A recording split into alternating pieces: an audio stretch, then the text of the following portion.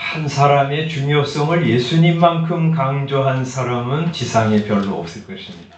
저는 예수님이 한 사람의 가치가 얼마나 큰지를 알려주신 첫 번째 사람이라고 생각합니다. 한 사람의 가치가 얼마나 큰지를 마가복음 8장에서 이렇게 말씀합니다. 사람이 온 천하를 얻고도 자기 목숨을 잃으면 무엇이 유익하리요? 한 사람의 가치가 천하보다도 더 가치 있기 때문에 어떤 사람도 우리는 가볍게 여기지 말라는 명령을 받습니다. 그래서 마태복음 18장 10절에 보면 삼가 이 작은 자 중에 하나도 없인 여기지 말라. 그들의 천사들이 하늘에서 하늘에 계신 내 아버지의 얼굴을 항상 배웁느니라 하고 말씀하십니다. 그러므로 한 사람이 그렇게 소중하기 때문에 어떤 사람도 우리는 실족하게 하지 말아야 합니다. 예수님 마태복음 18장 6절에서 누구든지 나를 믿는 이 작은 자 중 하나를 실족하게 하면 차라리 연자 맷돌이 그 목에 달려서 깊은 바다에 빠뜨려지는 것이 나으니라 하고까지 말씀하십니다. 한 사람을 실족하게 하는 것은 끔찍한 죄악이라는 것이죠. 반면에 한 사람을 구원하는 것이야말로 너무나 소중한 세상 어떤 일보다 더 위대하고 큰 일이라고 말씀하세요. 그래서 누가복음 15장에 보면 이런 양 한 마리를 찾아가시는 목자의 비유, 그리고 한 드라크마를 잃은 여인이 이 등을 들고 방 구석구석을 쓸면서 그 드라크마를 찾기 위해서 애쓰는 비유, 그리고 잃어버린 한 아들이 돌아오기를 간절히 바라시는 아버지의 비유를 통해서 주님은 한 사람 구원받는 것이 얼마나 대단한 일인지, 그리고 예수님은 그 한 사람을 구원하시기 위해서 얼마나 지극한 관심을 가지고 계신지를 알려주십니다. 돈으로는 환산할 수 없이 크고 위대한 일이라고 하세요. 그래서 우리 여러분 누가복음 15장의 이 세 가지 비유를 보면 이상한 거 나오잖아요. 양 한 마리, 잃어버린 양 한 마리를 찾았어요. 목자가 돌아와서 어떻게 합니까? 참 감사하다 하고 혼자만 즐거워하는 것이 아니라 벗과 이웃을 다 불러가지고 잔치를 벌입니다. 드라크마 다시 찾은 여인이 이 동네 사람들을 불러가지고 잔치를 벌여요. 그런데 이상하잖아요. 값으로 따지면 양 한 마리 혹은 드라크마 하나, 드라크마는 보통 노동자 한 사람이 하루를 벌어서 얻을 수 있는 돈의 가치예요. 그러니까 지금으로 말하면 한 5만 원 정도 될까요? 그 정도보다 더 적겠죠. 그러나 이제 그걸 가지고 말이죠. 그거 찾았는데 그럼 5만 원 찾았다 이렇게 생각하지 않고 그거보다 훨씬 더 되는 잔치를 벌여요. 그런 거 보면 말이죠. 이 한 사람의 영혼을 구원하는 것이 이 세상의 돈으로는 환산할 수 없는 대단한 가치라고 말씀하고 계신 거예요. 위대하고 큰 일이라고 말씀하시는 것입니다. 근데 예수님은 이렇게 한 사람이 소중하고 그 한 사람을 구원하는 것이 참으로 막중한 일이라고 말씀만 하지 않으시고 실제로 한 사람 한 사람을 찾아가셨어요. 한 사람을 구원하기 위하여 큰 대가를 지불하십니다. 지난주에 우리 이 본문 가지고 말씀을 한번 나눴어요. 거라사 지방에 인간성을 다 잃어버리고 귀신 들려 사는 사람, 우리 주님이 구원하시기 위해 찾아가시는데 죽음의 위험을 만나셨잖아요. 죽을 뻔하셨어. 죽음의 위협을 무릅쓰고라도 주님은 한 사람을 구원하고 계십니다. 그 사람이 어떤 사람이에요? 세상에서 볼 때 아무 가치 없는 사람, 차라리 저런 사람은 세상에서 사라져야 그래야 우리 동네가 좀 편안해 하는 불필요한 사람, 짐승 같은 사람, 이 사회의 암적인 존재 같은 사람, 그런 사람을 만나시고 그런 사람을 변화시키시고 사람다운 사람으로 만드시려고 죽음을 무릅쓰러 가신 거예요. 이때만 아닙니다. 예수님이 말씀을 전하시고 기적을 행하시자 많은 사람들이 예수님을 따르고 환호했지만 예수님은 한 사람에 대한 관심을 잃지 않으셨어. 여러분, 인기가 많은 사람, 주변에 사람들이 많은 사람, 권세가 있어가지고 사람들을 부릴 수 있는 그런 사람이 되면요, 사람은 보통은요 한 사람에 대한 관심을 잃어버립니다. 제가 여러 사람 만났습니다. 큰 교회에 목회를 하거나 혹은 부목사로 있다가 개척을 한 목사님들 얘기를 들어보면 이구동성으로 그런 말을 해요. 자기가 옛날엔 한 사람이 교회에 나오는 거 그렇게 큰 일이라는 거 몰랐다는 거예요. 근데 개척교회를 하고 나니까 한 사람이 교회에 나오는 것이 너무너무 큰 일이라는 것을 깨달았다는 거예요. 예수님은요, 기적도 행하시고 그 말씀이 얼마나 은혜로우신지 집에 들어가시면 집이 꽉꽉 찼어요. 길을 걸어가시면 사람 팔 밟힐까봐 진행을 못 하실 정도였어요. 그러면 대개 사람을 어떻게 대합니까? 전체로, 대중으로 대합니다. 그런데 예수님은 많은 사람들이 곁에 있었고 수많은 사람들이 자기를 추종하고 따랐지만 예수님은 그런 중에도 한 사람에 대한 관심을 결코 잊지 않으셨어요.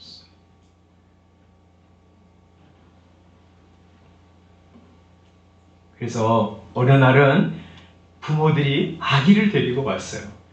예수님, 이 아기 축복해 주세요 하고 데리고 왔는데 제자들이 이 사람들 많은데 지금 예수님 바빠 죽겠는데 지금 뭐 하는 거야 하고 야단을 치는데 예수님은 그런 제자들을 책망하시고 한 아이를 안고 그 아이 머리 위에 안수하시고 축복하십니다. 그리고 아마 돌려주셨을 거예요. 성경에 보면 한 부모가 그렇게 데리고 나온 게 아니에요. 여러 부모들이 자기 아이들을 데리고 예수님께 나왔어요. 예수님은 분명 다른 부모로부터 그 아이를 또 안으시고 그 머리 위에 안수하시고 축복하시고 또 부모에게 돌려주었을 거예요. 데려온 아이 하나하나를 다 안고요, 품에 안고 머리 위에 안수하시고 축복하시고 그리고 돌려보내셨어요. 한 번은 12해 혈루증으로 고생하던 여인이 예수님 모르게, 사람들 모르게 뒤에 와서 예수님의 옷깃을 만졌습니다. 예수님으로부터 능력이 나간 것을 감지하신 주님께서 누가 내 옷에 손을 대었느냐 하고 물으셨어요. 좌중 회중들을 둘러보셨어요. 할 수 없이 이 여인이 나왔습니다. 예수님은 그 여인을 일부러 사람들 가운데 나오게 하신 것이에요. 창피를 주려고 하신 것이 아니라 이 부정한 이 여인이 지금까지 이스라엘 회중들로부터 환영받지 못하고 그들에게 가까이 가지 못하는 것을 아시고 너의 모든 혈루 근원이 말랐다고 죄의 용서함을 받았다고 선언하심으로 모든 이스라엘 백성 회중들이 그 여인을 기쁨으로 받아서 하나님의 백성으로 살아가도록 하시기 위해서 그랬습니다. 예수님이 체포되실 때였습니다. 예수님을 싫어하는 대제사장과 장로들이 사람을 보냈어요. 예수님의 제자 베드로가 칼을 휘둘러 가지고 말고의 귀를 떨어뜨렸습니다. 자기가 체포되고 지금 신문을 당하고 조금 있으면 십자가의 모진 고난을 받으실 것을 알고 계셨음에도 예수님은 피 흘리고 있는 말고 곁에 가셔서 그의 떨어진 귀를 쑤으셔서 아마도 거기 묻은 흙도 제거하시고 그의 귀 자리에다가 붙여주셨어요. 자기 제자에게 칼을 맞고 피 흘리고 있는 이 적이라고 할 수 있죠. 자기를 미워해서 잡으려고 온 한 사람, 그 사람에 대한 관심도 잃지 않으셨어요. 예수님은 말씀으로만 아니라 행동으로도 한 사람에게 집중하셨습니다. 나는 온 인류를 구하기 위해서 왔다 하고 말씀하지 않으시고 한 사람 한 사람 찾아가시고 만나시고 변화시키시고 구원하기를 기뻐하셨어요. 그래서 예수님의 제자들도 자연스럽게 한 사람에 대한 관심을 가지고 사역을 하게 되었습니다. 여러분 바울 사도를 보십시오. 다른 제자들도 다 마찬가지지만 바울 사도가 감옥에서 복음을 전하다가 오네시모라고 하는 사람 예수 믿게 되었습니다. 그 사람을 이제 그의 주인이었던 빌레몬에게 보내면서 편지를 하나 써서 들려보냅니다. 그것이 빌레몬서입니다. 여러분 성경 안에 한 사람을 위한 서신이 이렇게 자상한 서신이 있다고 하는 사실은요, 기독교가 한 사람에 대해서 얼마나 지극한 관심을 가지고 있는 것인지 보여줍니다. 왜 그런 편지를 보냈을까요? 구원 얻은 이 사람이 이전에 지은 죄를 다 용서받고 이제 자유롭고 새로운 사람으로 살아가도록 배려하기 위해서.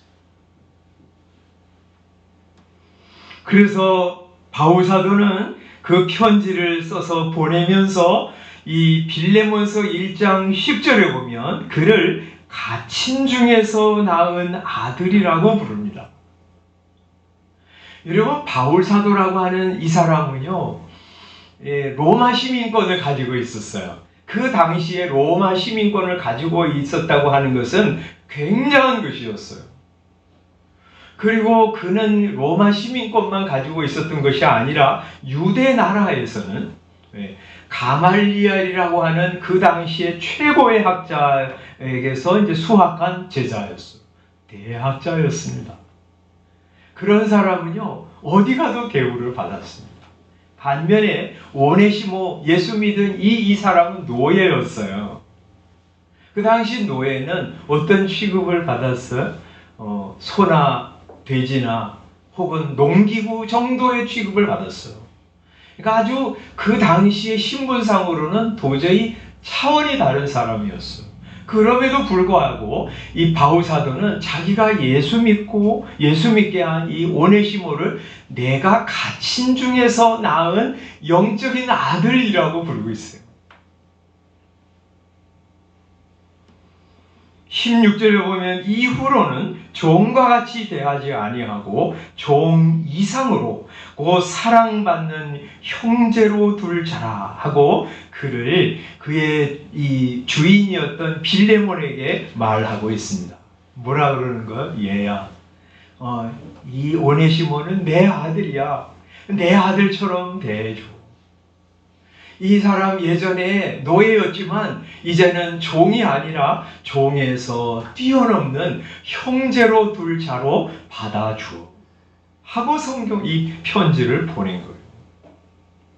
사도들이 이런 마음으로 교회를 세웠기 때문에 교회는 어떤 신분, 어떤 인종의 사람이라도 똑같은 사람으로 그리고 함께 하나님을 섬기는 형제 자매로 됐어요. 노예가 이 교회 안에 들어왔는데요, 교회에서 이런 사람 대접을 받는 거예요.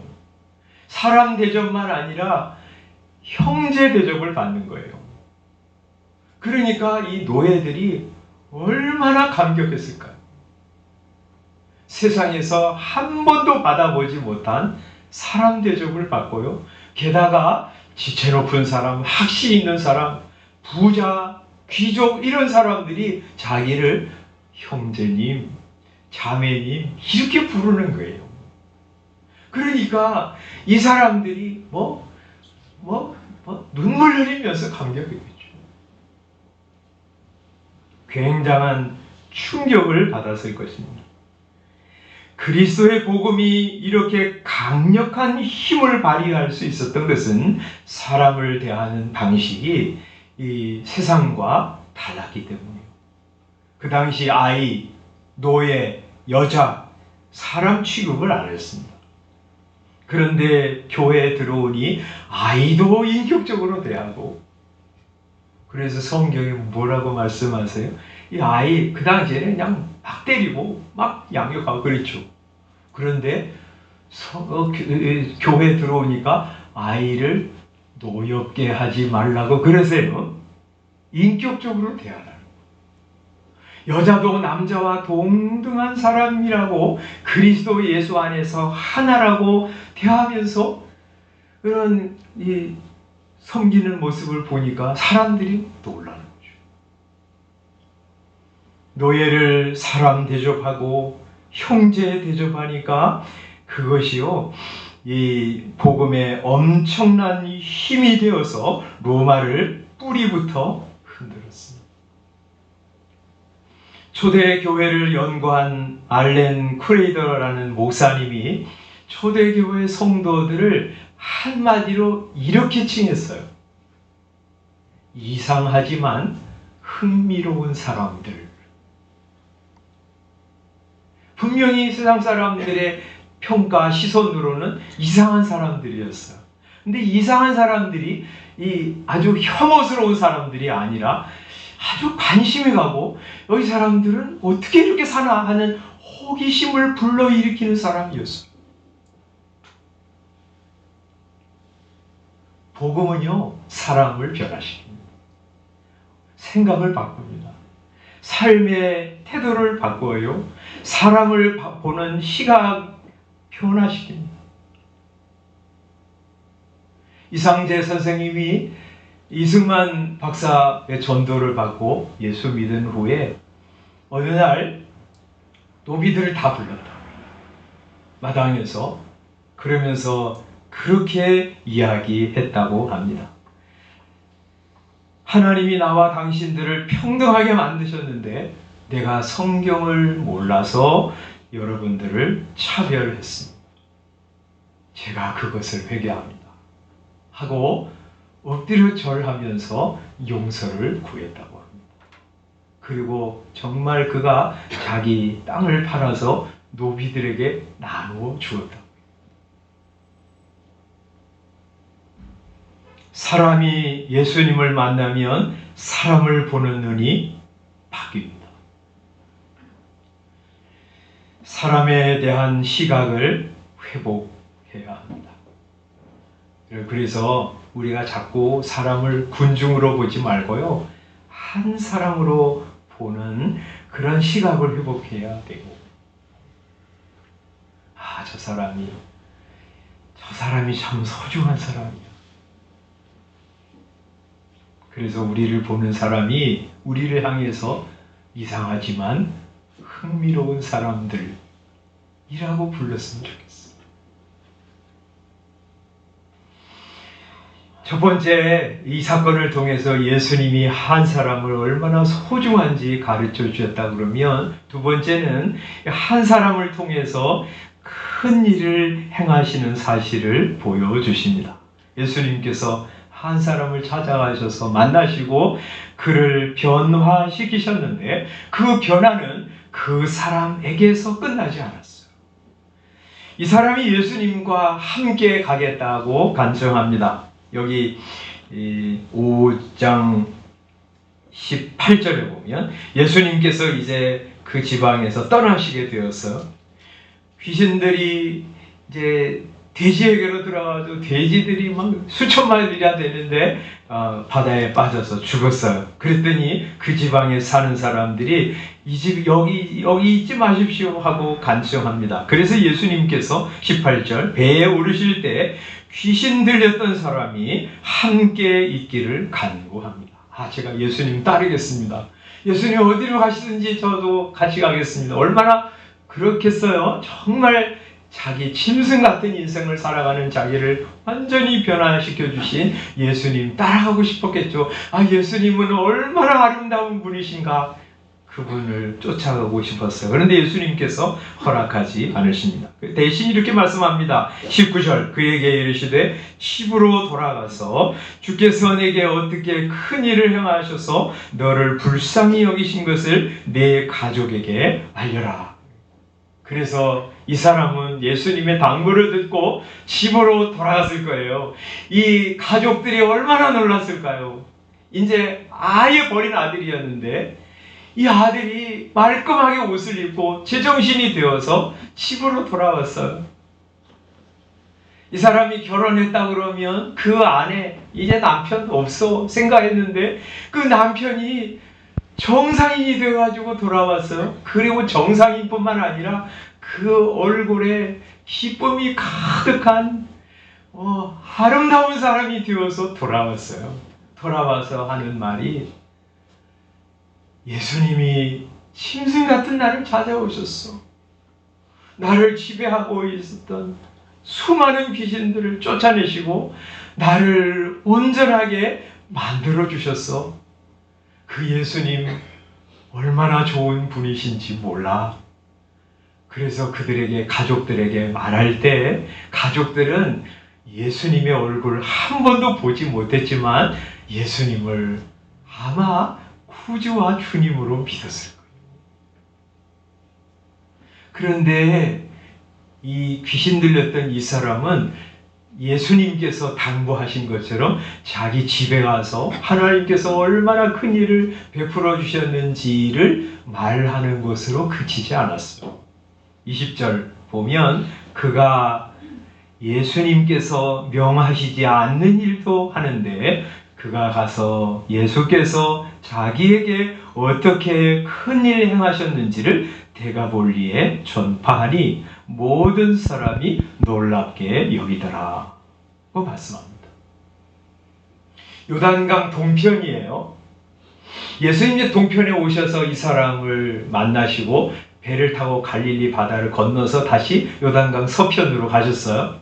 이 사람이 요단강 동편에 있습니다. 그 이제 거라사 땅이라는 그 지역을 다른 말로 하면 데가볼리라고 하는데 데카폴리스. 데카라는 말은 이제 헬라어로 10개라는 그런 말이고요. 폴리스는 우리가 아는 것처럼 도시라고 하는 말이에요. 그러니까 10개의 도시 어떤 큰 연합체가 있었어요. 굉장히 넓은 지역입니다. 이 사람이 이 데가볼리 10개의 도시를 다니면서 예수님께서 얼마나 놀라운 분이신지, 그분이 얼마나 강력한 하나님의 아들이신지, 나같이 쓸모없는 사람, 정말 악하게 살아온 사람, 짐승처럼 살던 나를 찾아오신 예수님의 사랑과 능력을 사람들에게 생생히 증거한 거예요. 저는 이 말씀을 보면서 분명히 이 데가볼리 지방에 구원의 큰 역사가 일어났을 것이라고 생각합니다. 한 사람 예수님 구원하시고 가셨는데 그 사람이 자기 가족들을 구원할 뿐만 아니라 10도시를 다니면서 하나님의 사랑, 예수 그리스도의 은혜를 증거해가지고 막 곳곳에 예수 믿는 사람들이 생겨났을 것입니다. 한 사람은요, 우리가 생각하는 이상으로 대단한 능력을 가지고 있습니다. 사람이 굉장한 능력이 있어요. 그래서 한 사람이 마귀에게 딱 사로잡히면 얼마나 큰 해악을 끼치는지 몰라요. 우리가 이제 마가복음 5장 2절에 보면 이 사람이 더러운 귀신 들린 사람이었다 이렇게 이제 말씀하시잖아요. 이 더러운 귀신, 깨끗한 귀신이 있다는 말이 아니라 이 귀신은 사람을 더럽게 추하게 만듭니다. 그 인생을 완전히 무너뜨립니다. 인간성을 완전히 상실하게 만드는 것이 마귀입니다. 그래서 우리가 살펴본 것처럼 옷을 입지 않았어요. 그런 것처럼 이 세상에 있는 사람들이 마귀의 지배를 받고 사니까요, 부끄러움을 몰라요. 이 사람이 무덤 사이에 산다잖아요. 정도의 차이는 있지만 세상에 마귀의 지배를 받는 모든 사람들은 생명이 없다고 봤어요. 사람들 살리지 못합니다. 이 사람 자기 몸을 해하는 것처럼 사람들이 다 자기를 상하게 만들어요. 자기 인생을 파괴하며 삽니다. 이 사람이 다른 사람들 지나가면 막 때리고 죽이려고 하니까 사람들이 못 지나갔잖아요. 그런 것처럼 세상에 하나님을 떠나서 공중에 번세 잡은 자를 따라 사는 사람들은 다른 사람을 힘들게 하고 괴롭게 하고 공동체를 망쳐요. 하나님이 주신 생명과 시간과 재능을 사람들 살리는데, 세우는데 사용하지 못하고 사람들 허물고 공동체를 무너뜨리는데 사용하면서 살아갑니다. 이런 사람 예수님이 찾아오셔서 예수님의 사람으로 변화시키는 것이고요. 그렇게 예수님을 자기 마음의 구주로 모시고 주님으로 섬기면서 살아가는 사람이 어떻게 살아가요? 이 사람이 사람을 살립니다. 자기를 세웁니다. 하나님이 주신 생명과 시간과 은사를 가지고 사람들을 세우고 살리는 일을 하고요. 공동체를 건설합니다. 그래서 우리 주님은 이 세상에서 어떤 식으로 역사하시냐면 한 사람을 찾아가십니다. 하나님의 나라를 시작하세요. 이 사람 저 사람 다 모아가지고 막 캠페인을 벌이고 큰 운동을 벌여가지고 하나님의 나라를 시작하는 법은 없어요. 하나님은 언제나 작은 사람, 별 볼 일 없는 사람, 그런 사람 찾아가셔서 만나시고 그 사람이 은혜 받은 것 가지고 새 사람이 되어서 하나님의 나라를 시작하게 하세요. 그래서 하나님 아브라함 한 사람 찾아가셔가지고 하나님의 나라를 세우기 시작하시잖아요. 하나님이 모세 한 사람 만나셔가지고 이스라엘을 구원하시는 일을 시작하시잖아요. 한나와 같이 연약한 한 여인을 만나셔서 무너진 이스라엘을 다시 회복하시는 역사를 시작하시잖아요. 빌립보 간수 한 사람 구원하셔서 그의 온 가족을 구원하시잖아요. 마르틴 루터 한 사람 이신칭의의 은혜를 깨닫고 온 유럽, 온 세계를 변화시키는 하나님의 변화의 역사를 시작하시잖아요. 하나님의 나라는 이렇게 한 사람으로 시작합니다.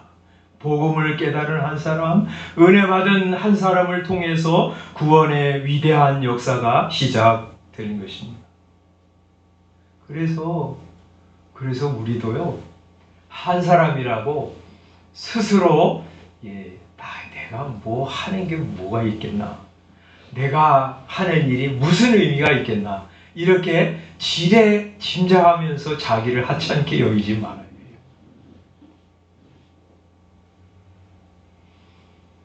그런 생각 우리 들 때 왜 없습니까? 세상은 불신앙이 가득합니다. 온갖 죄와 거짓과 불의가 가득한 세상입니다. 점점 더 세상이 이상한 방향으로 흘러가고 있어요. 그런 가운데 내가 한 사람 예수 잘 믿고 무슨 영향을 끼치겠나, 그런 생각이 듭니다. 그러나 그런 패배주의적인 사고방식 버려야 될 것이라고 생각합니다. 저도 여러분도 좋아하는 조동아 시인 나 하나 꽃 피워, 나 하나 꽃 피어 풀밭이 달라지겠냐고 말하지 마라. 네가 꽃 피고 나도 꽃 피면 결국 풀밭이 온통 꽃밭이 되는 것이 아니겠느냐. 나 하나 물들어 온 산이 달라지겠냐고도 말하지 말아라.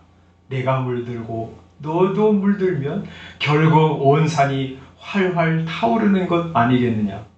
여러분도 그런 시 좋아하시죠? 저 그거 읽고 2주간에 이제 이 말씀 준비하면서 그런 생각이 들었습니다. 우리 그리스도인들도 저도 그런 말 하지 말아야 되겠다. 나 한 사람 믿음으로 산다고 그게 무슨 의미가 있겠나? 내가 한 사람 경건하게 사는 것이 이 거대한 불신의 세상에 무슨 의미가 있겠나 하고 생각하지 말아야 되겠다. 우리는 온 세상을 변화시키려고 온 사람들이 아니에요. 우리는 내 주변, 내 가족, 내 가까운 사람들, 그들에게 작지만 빛을 비추어주는 존재로 하나님이 세웠고요. 그 일하고 가는 거예요. 내 주변에 있는 사람들에게 소금 역할을 하면서 그렇게 살다 가는 거예요.